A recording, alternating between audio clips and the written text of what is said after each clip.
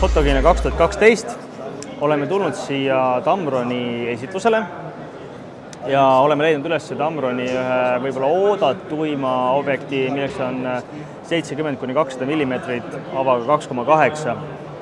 Siin ta on uus, sädelev, võrreldes vana juba, kes teab, kui mitu aastat vana mudeliga, on väga palju uuendusi.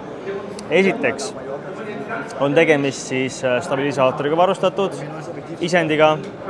Kui ma siit näitan, siis meil on isegi suisa selline märge peal, nagu seda on WC ja isegi lüliti on olemas, millega saab siis stabilisaatorit sisse-välja lülitada. Teiseks loomulikult vaikne ja kiire mootor. Nii nagu Tamron on viimasel ajal ikkagi oma järjest uutele mudelitele sisse pannud. Tegemist on nagu vanagagi SP ehk siis super performance mudeliga ja ma julgen väita, et kui nüüd kõrvale panna 24-70 2,8 objektiiv ja see, siis need on nüüd kaks objektiivi, millega Tamron kindlasti trügib profiturule.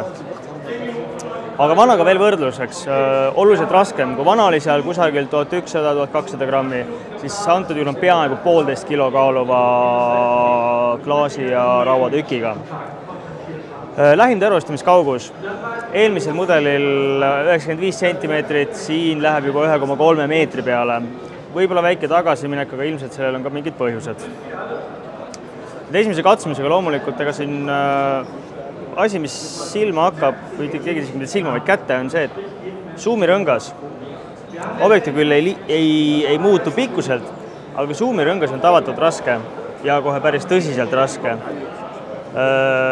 Teravustamise rõngas seest on mõnus, sujuv, hästi ilus algusega, mingit nõkse ega jõnkse. Suumirõngast oleks natukene võib-olla oodanud tegelikult tibakene kergemalt, aga ilmselt see töötab käe järgi sisse. Muus osas filtrikeere, fookuskaugused, valgusjõulisus, kõik on nagu sama nagu vanal 70-200 objektiivil.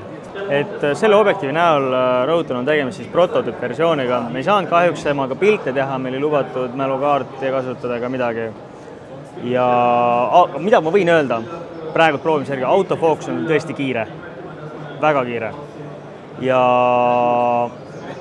ootame huviga, umbes paari kuu pärast peaks juba jõudma ka reaalselt katsuda see objektiiv. Fotogeenia 2012, Tamron 70-200.